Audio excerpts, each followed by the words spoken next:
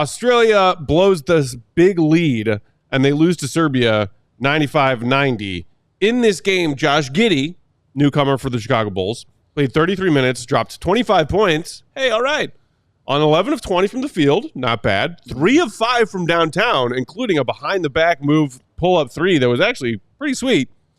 He finishes with 4 assists, 5 boards, and then there's the other shoe. Okay. 7 turnovers. And a ankle sprain on the last play of the game. Didn't love to see that either. I'd love to see that. Hopefully we will get a positive update. Go ahead. Have you seen anything about that ankle since the game ended? Because I haven't. I'll look now. But so, I guess what you would call an uneven performance from Josh Giddey. Yeah. He displays an ability to knock down some threes. He displays his passing acumen. He's getting to the bucket. He had a really nifty, high level of difficulty floater that he knocked down late in the game when it was a tight game. Yeah. And then, again, just like part of the Serbia comeback that happened in largely the third quarter, I think they won the third quarter like 25-11 or something crazy like that. Mm-hmm. A lot of that was Giddey just being way loose with the ball and allowing Serbia to string together some quick, easy buckets off of those turnovers. Again, you can only put so much stock in an Olympic team performance because it's going to be different with Giddey's Chicago Bulls teammates. Mm-hmm.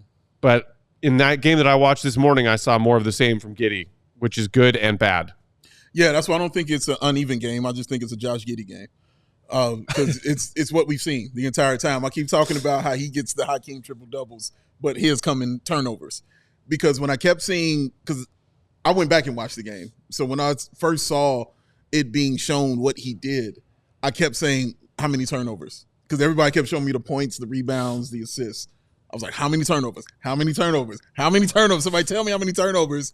There it is. The good old 7 turnovers. That is a lot. The only thing, and again, I said this last time about his game, the only thing that kind of doesn't worry me so much, this is still a worry, but it doesn't worry me as much, is I know what team is going to be around him. And he's not going to be asked to be the dude to be doing all this stuff. You know what I'm saying? Handling, pointing stuff out, but being I think a real problem general. What happens that's still an issue. I'm just saying, I'm just not saying there's still an issue. I'm just saying the only thing that it doesn't concern me as much because as soon as he crosses the half court, that ball might be out of his hands and they might be running a play. You know what I'm saying? Where it touches everybody's fingers like that. But it's still a problem, Will. Yeah, I think I've kind of some overarching thoughts about this. The Archer. Arrow. Oh my God, Will looks like Arrow. Big picture thoughts about this performance where it's like, okay, the turnovers, let's just start with the offensive side. The turnovers don't really bother me. There's a lot that just are like flashy passes gone wrong, which is like, okay. I'm kind of okay with that because it's like fun at least. All right. Obviously, there's going to be times where like his first possession of the game, he like tried to dribble the ball across half court. He was being hounded and he dribbled it out of bounds and fell over. That's the kind of stuff that's like a little bit more frustrating. But like the turnover thing, the possession battle is important when you're trying to win games at a high level. I don't think that's what the Bulls are going to be trying to do next year. So at a certain point, he'll need to tighten that stuff up. But to me, like that's not the big problem. I thought he played generally pretty well. He had a bad stretch at the end of the third quarter where he was turning it over, where he was, just missing shots, offensive foul. But to me, it's like, what happens when he doesn't have the ball? You just said like, he's not going to be in a situation where he has to be the guy like breaking guys down. Right. That's good. Because he's not great at that. But then what happens when he's not that? Where do you put him off the ball? And that's the big question. Australia plays with him primarily as the point guard, right? He's bringing the ball up. He's initiating the offense. And I think they did a really good job of, one, getting him the ball on the move. And we've talked about this a lot with guys like Kobe and Aya, where it's just a lot easier for them to create an advantage if they've already got a half step on their man, right? Mm-hmm. They can get downhill a little bit more easily. They don't have to use their ball handling to break guys down.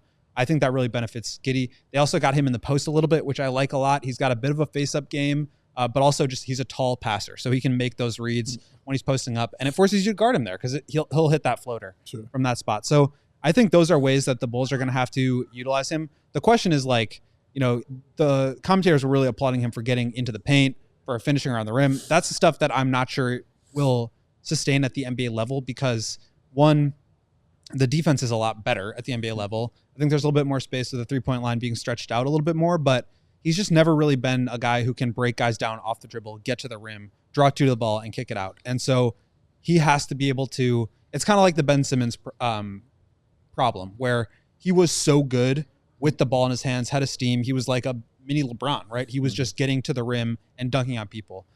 And that was okay. Or the fact that he wasn't a shooter was okay because he was so good and dominant getting downhill.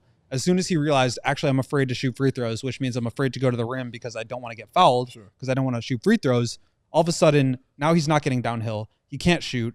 Like, what do you do with him? And so it's less of a problem with Giddey because I think he's, a more willing shooter. He obviously has been taken a lot during this tournament. I think he can move a little bit better off the ball, and he's not quite as much of a zero as Ben Simmons when he doesn't have the ball in his hands. But that's the question that you're going to have to answer in the next, year, basically, before you have to sign Giddey to his next deal. And so I think when you look at his performance throughout this Olympics, and I know I've been going on here a lot, so I'll wrap it up here.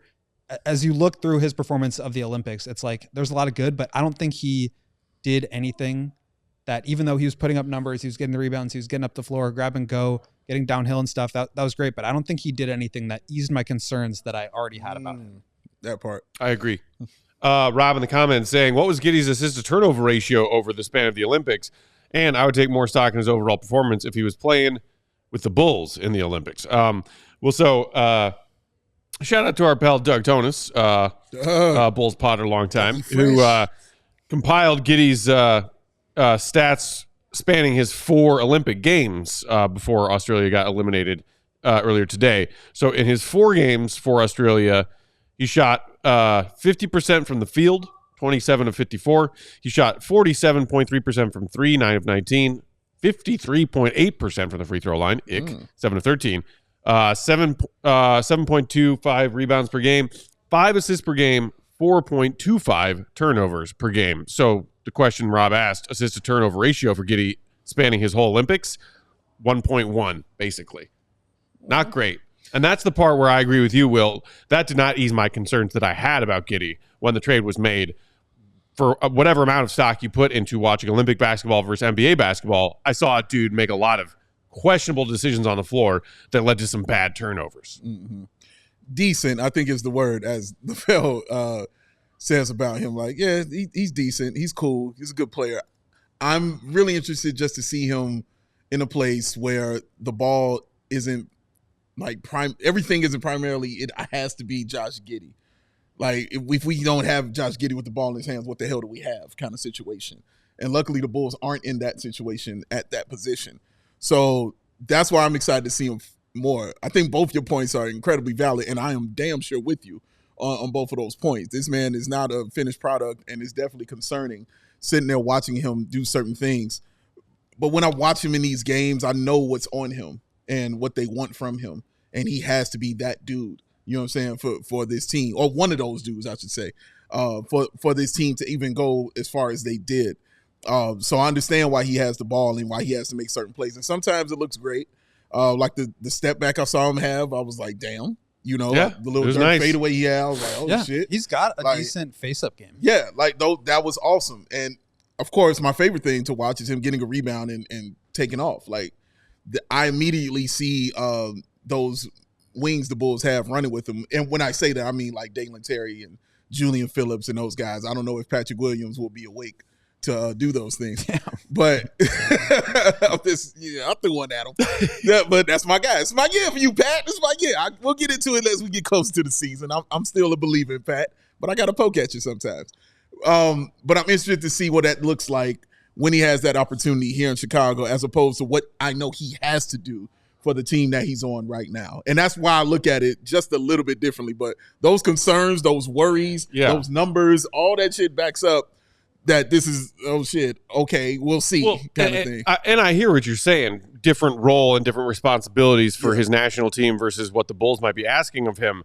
But I think what some Bulls fans are hoping for in the wake of DeMar DeRozan's departure is finally an offensive pace that is not towards the bottom of the barrel or, dead last. Yeah. Because you're not going, DeMar ISO possessions anymore. I think that's where, the turnover stuff doesn't bother me as much, because when you're playing faster, you're inherently going to be turning the ball over. Right. The Bulls have been so good at not turning the ball over because it's been slow it down, read the floor in front of you, DeMar make a play. Right. He's really But good. I think one definitely presents the opportunity for more of the other. If you're playing fast, you're going to turn the ball over Exactly. more. We all silly like the mayor.